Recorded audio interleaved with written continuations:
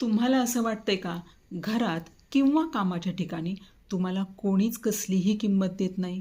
तुम्हाला असं वाटतंय की फक्त माझ्याकडून काम करून घेतलं जातं, परंतु त्याची कोणी दखलच घेतली नाही?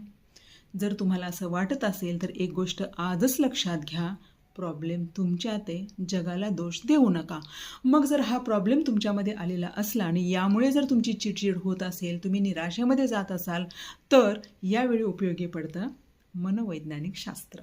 मग या मनोवैज्ञानिक शास्त्रातले यातले मी आज तुम्हाला काही 2-3 उपाय सांगणार आहे. त्यामधील सर्वात महत्त्वाचा पहिला उपाय म्हणजे स्वतःच्या मतांना महत्त्व द्यायला शिका, नम्रपणे नाही म्हणायला शिका आणि स्वतःचा आदर करायला शिका.